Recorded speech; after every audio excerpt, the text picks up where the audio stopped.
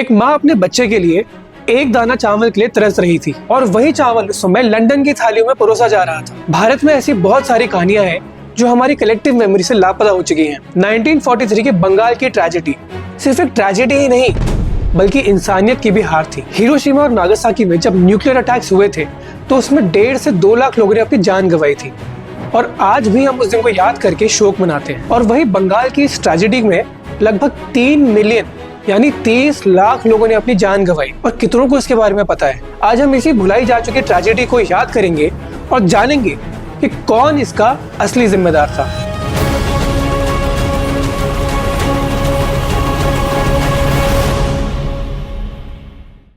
Nineteen 40s का दशक भारत के इतिहास के लिए गेम चेंजिंग एरा था। इस समय देश में ऐसी ऐसी घटनाएं देखने को मिली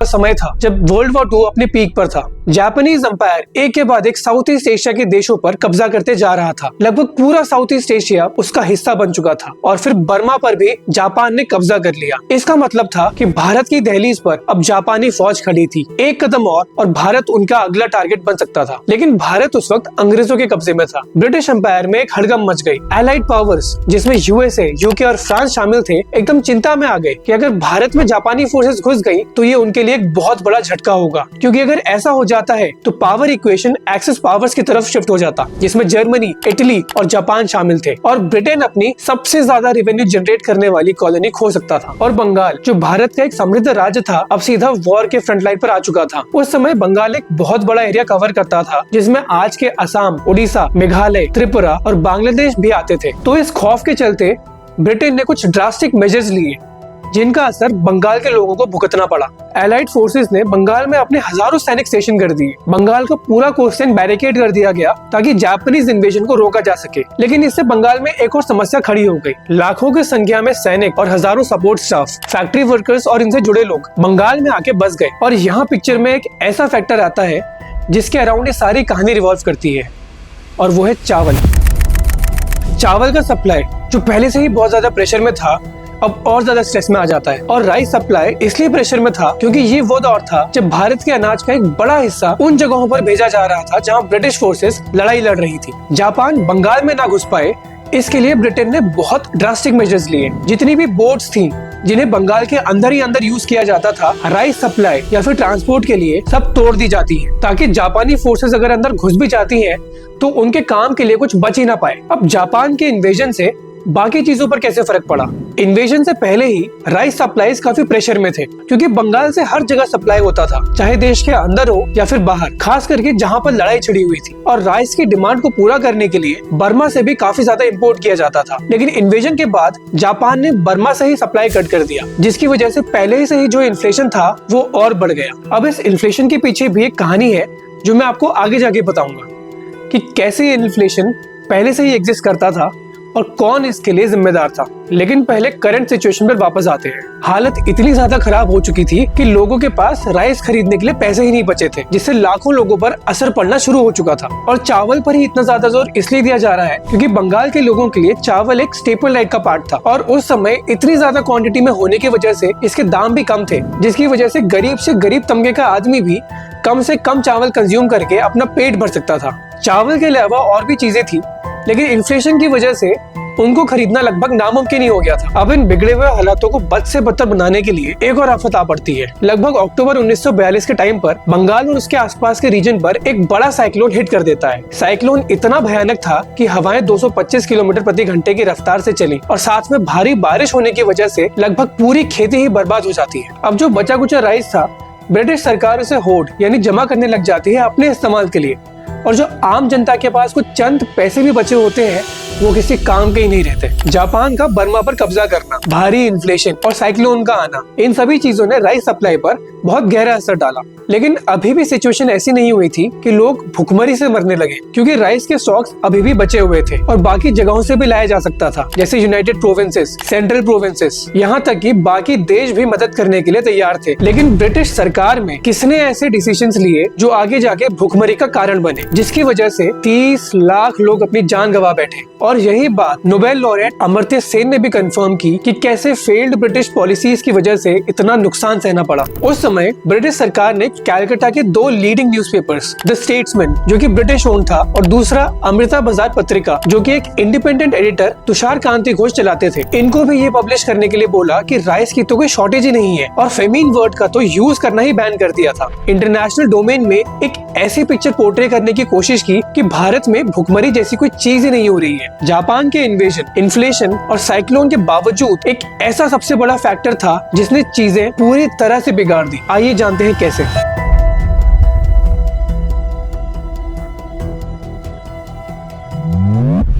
काफी सालों तक ब्रिटिश गवर्नमेंट भुखमरी का कारण वेदर कंडीशंस को बताती रही, जो कि बिल्कुल भी सही नहीं है। जैसे कि हमने पहले समझा कि 1942 के टाइम वर्ल्ड वॉर अपने पीक पर थी। एक तरफ जर्मनी यूरोप में अपने सुप्रीम एक्सपेंशन पर था और दूसरी ओर जापान एशिया में इंडियन सबकॉन्टिनेंट को कैप्चर करने की तैयारी कर रहा था। अब यहाँ पे एंट्री होती है एक ऐसे इंसान की जो हमेशा से इंडियंस को इंफीरियर रेस के रूप में देखते रहे।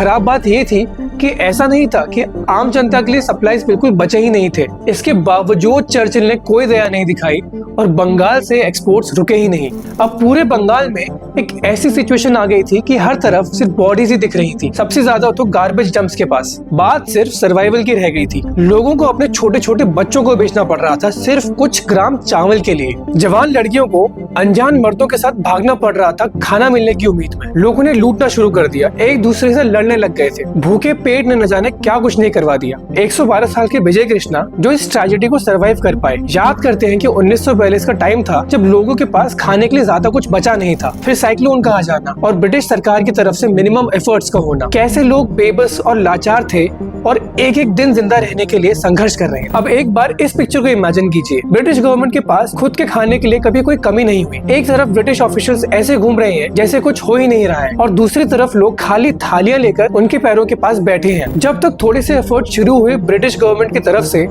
तब तक बहुत देर हो चुकी थी। 30 लाख लोग भूख के कारण अपनी जान गंवा चुके थे और ये तो ऑफिशियल डेटा है। तो आप खुद सोच सकते हैं कि रियलिटी में नुकसान कितना ज्यादा हुआ होगा। 1950 के बाद तो जर्मनी ने भी हिटलर की क्रूरता को एक्नॉलेज करते हुए ज्यूज को अपॉलजी इशू की, यहाँ तक कि रिपेरेशंस यानी कि मुआवजा भी दिया। लेकिन क्या कभी ब्रिटिश सरकार ने अपने किसी लीडर या पॉलिसीज के लिए किसी को अपॉलजी इशू की? 1943 का बंगाल फैमिन एक डायरेक्ट रिजल्ट था ब्रिटिश गवर्नमेंट के पॉलिसी फेलियर का। मंथन करने वाली बात यह है कि क्यों ये हमें आज भी हमारी किताबों में नहीं पढ़ाया जाता है। क्या आज भी हम किसी तरह के ब्रिटिश या वेस्टर्न देशों के अप्रूवल के लिए कंसर्न्ड हैं?